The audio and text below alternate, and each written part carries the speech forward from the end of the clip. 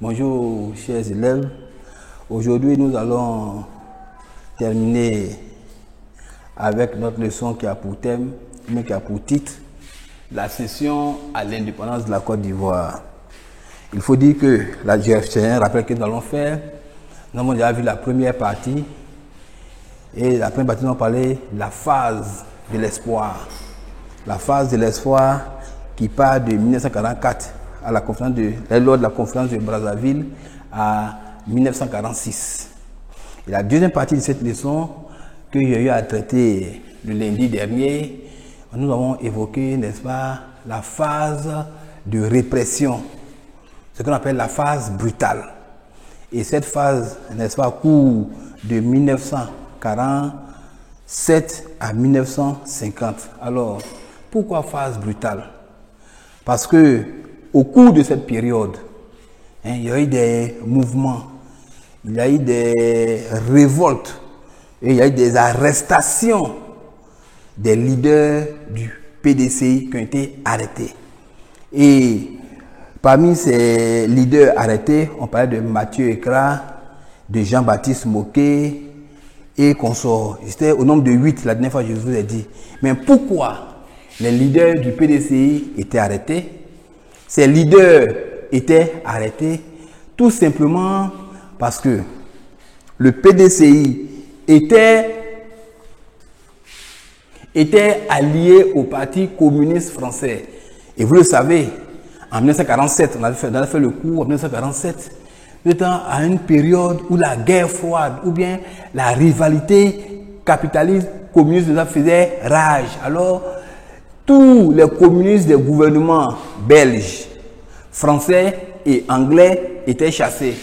Alors, comme le PDCI s'est allié au Parti communiste, alors qu'est-ce qui va se passer? En Côte d'Ivoire ici, l'autorité coloniale, le colon, va se servir d'un prétexte qui s'est passé lors d'un rassemblement, n'est-ce pas, lors d'un mouvement de rassemblement des membres du PDCI RDA. Ok? Alors, le général, le gouverneur plutôt plus doux, qui est le gouverneur André Latry, sera remplacé en 1948 par un gouverneur à poigne qu'on appelle Laurent Péchou. Celui-là, n'est-ce pas, va vouloir casser le PDCI. Ok?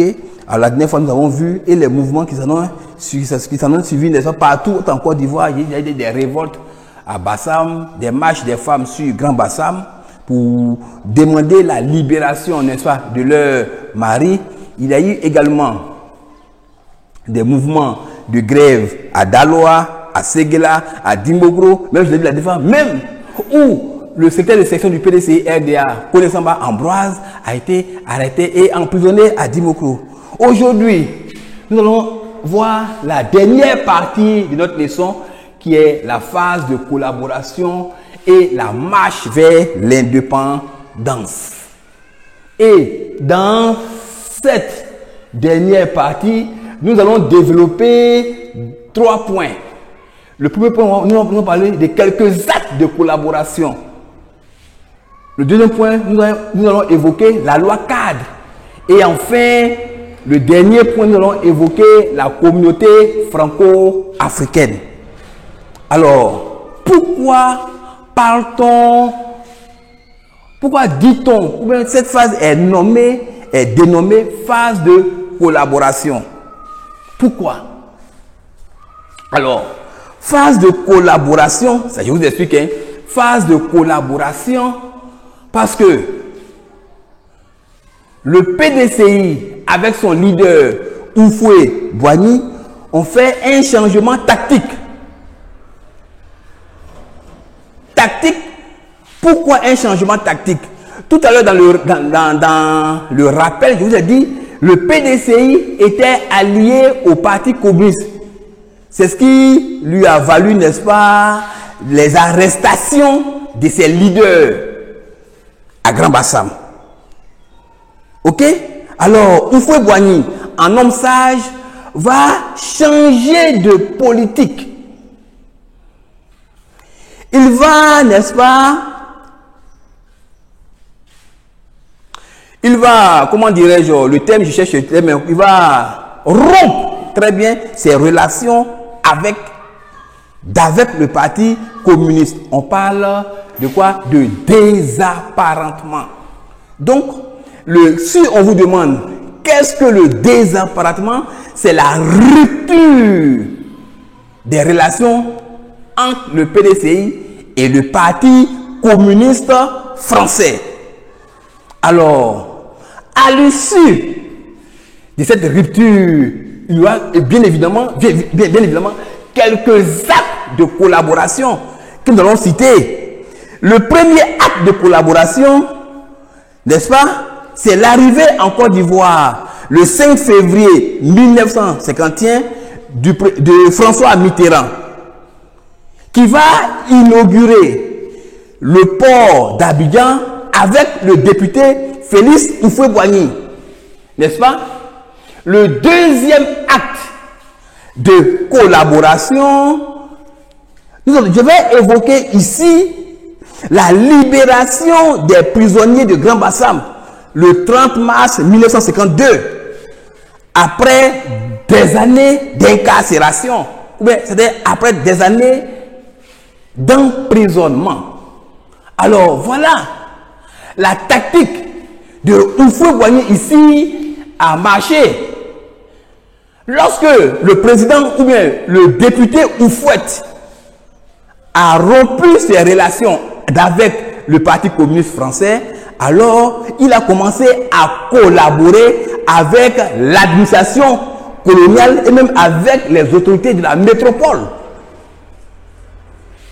Ok? Maintenant, nous allons voir la marche vers l'indépendance. Et cette marche vers l'indépendance, n'est-ce pas? On va voir la loi cadre de 1956. C'est quoi la loi cadre? Hein? Alors, ce sont des relations privilégiées du RDA. Il faut dire le RDA, c'est le rassemblement de tous les partis politiques africains. Je le dis, et j'ai parlé du PDG RDA, du PDCI RDA. Donc, tous ces partis politiques, n'est-ce pas? Houphouët-Boigny va les appeler au rassemblement.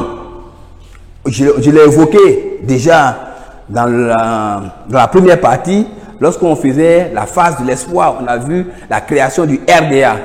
Ok? Alors,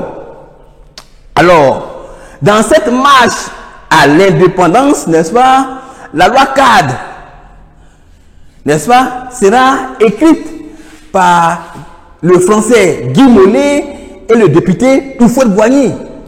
Alors, que dit cette loi cadre? Cette loi cadre vise la décentralisation administrative. Tout à l'heure, je vais expliquer cela. Ensuite, le deuxième point, elle vise également la généralisation du suffrage, c'est-à-dire un seul collège électoral. Tout à l'heure encore, je vais expliquer. Enfin, cette loi vise l'élargissement des compétences des assemblées élues. Ça veut dire quoi? Alors, la loi cadre vise à faire quoi? À décentraliser l'administration. Il faut dire que l'administration coloniale avait tout confiné en ses mains. Donc, et aussi, donc vous allez voir que les assemblées locales gérées par les indigènes ou par les Africains étaient sans substance. Donc, la loi cadre va venir donner des pouvoirs ou bien un pouvoir réel à ces assemblées. Aussi, j'ai parlé de la généralisation du suffrage. Le suffrage, c'est le vote. La dernière fois, je vous ai dit, lors de la première partie, lorsque j'ai fait la première partie, j'ai dit, on parlait de double collège électoral. Pourtant, Brazzaville nous disait quoi? Brazzaville nous disait que les Africains devaient être assimilés.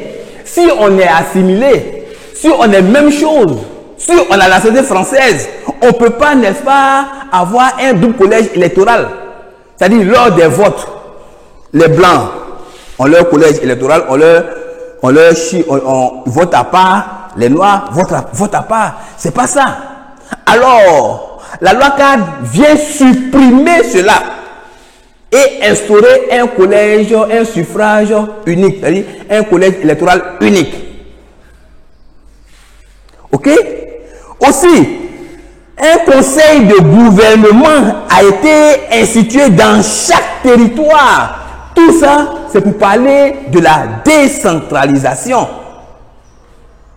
Donc, la loi cadre va créer une situation de morcellement de l'AOF. Et là, la dernière fois, je vous ai dit que c'est l'Afrique occidentale française. C'est-à-dire, c'est l'union ou bien le regroupement de toutes les colonies françaises de l'Afrique de l'Ouest. Et j'ai dit, l'empire colonial français comprenait deux grands ensembles. La dernière fois, je vous ai dit, hein, on avait l'AOF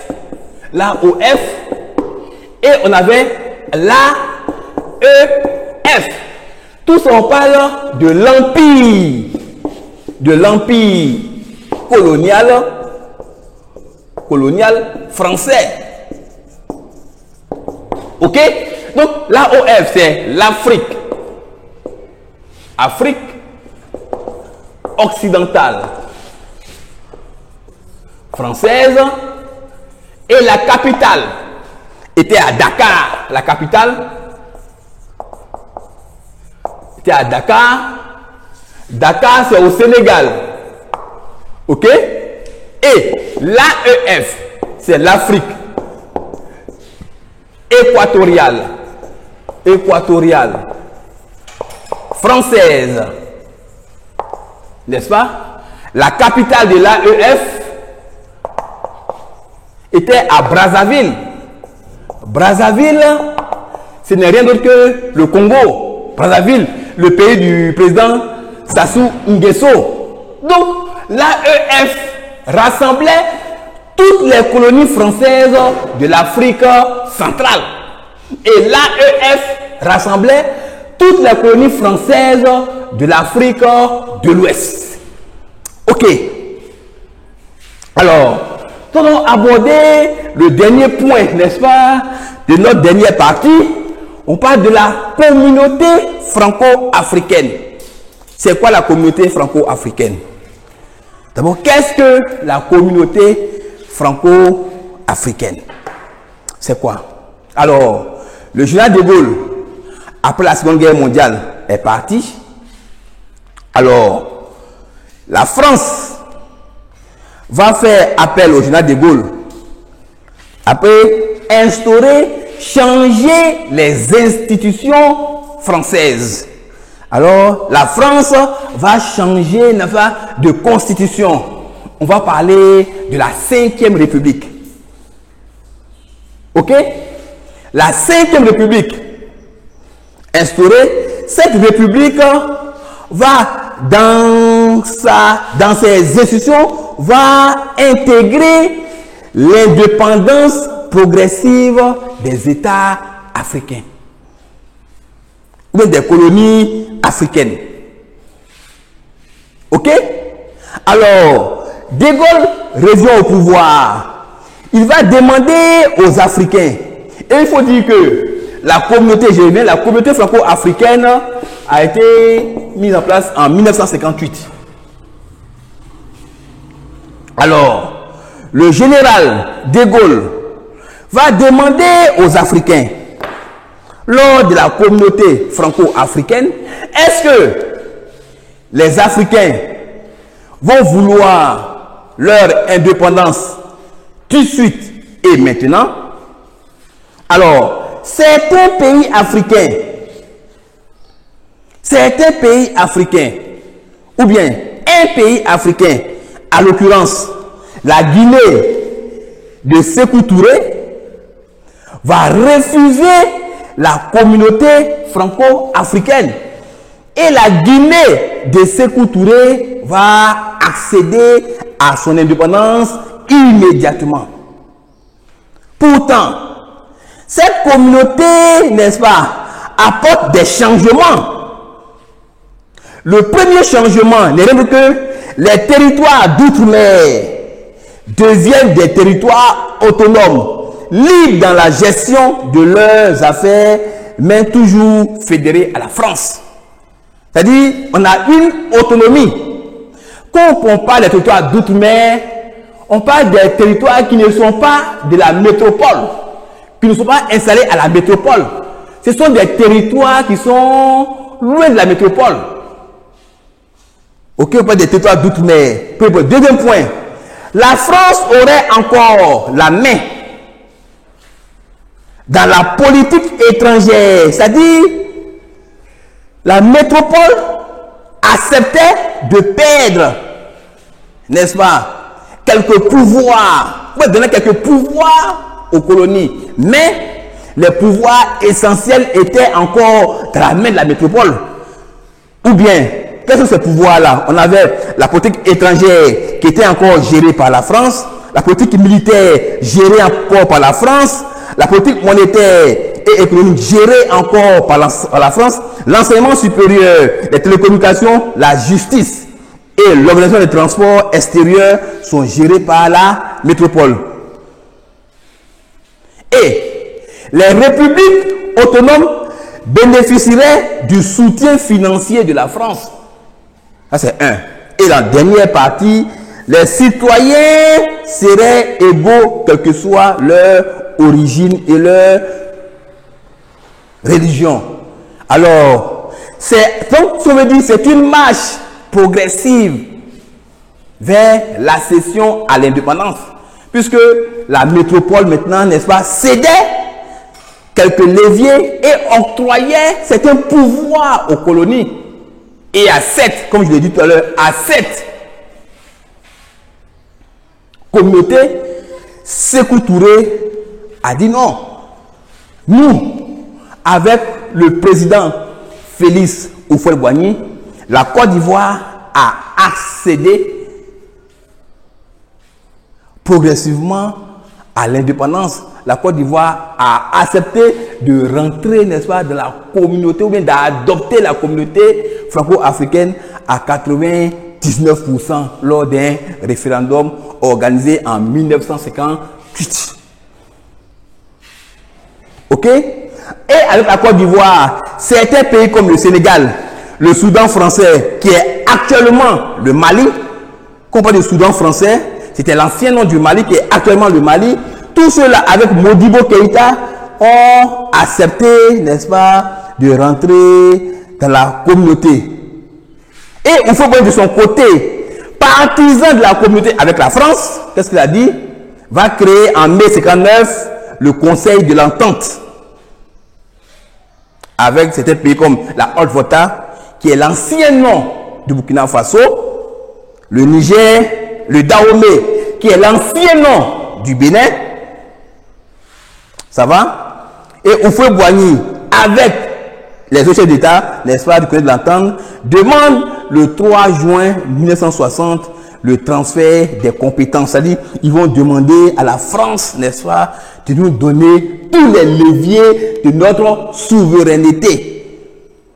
Et les négociations aboutissent rapidement et l'indépendance fut accordée et proclamée entre le 1er et le 7 août 1960 pour tous les pays du Conseil de l'Entente.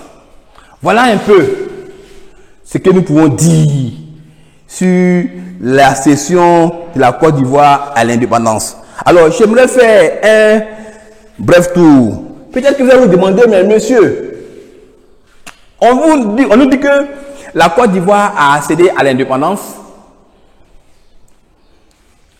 d'une façon pacifique.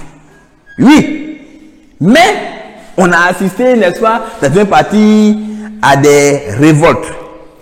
Comme je l'ai dit, ce sont des révoltes, mais ce n'est pas une guerre. Et c'est pour montrer les deux formes d'accession à l'indépendance dans les territoires français, que l'État de Côte d'Ivoire a instauré également une deuxième leçon qui est l'accession à l'indépendance de l'Algérie. Dans les colonies françaises, il y a eu deux formes d'accession à l'indépendance. La première forme, pour les colonies de l'Afrique de l'Ouest et l'Afrique centrale, qu'on appelle AOF et AEF, l'accession à l'indépendance de ces colonies-là se sont déroulées de façon paisible, de façon pacifique, avec la négociation, avec la métropole. Par contre, dans le cas de l'Algérie, qu'est-ce qui va se passer? On va voir que l'Algérie a connu 8 années de conflit, de guerre, de 1954 à 1962, avant d'accéder à l'indépendance. On va les deux formes. Au regard de ces deux formes-là, la Côte d'Ivoire, n'est-ce pas, de façon progressive et en discussion avec la métropole, a accédé sans grand dommage, n'est-ce pas, à l'indépendance proclamée le 7 août 1960 par le feu président Félix Houphouët-Boigny. Je vous remercie.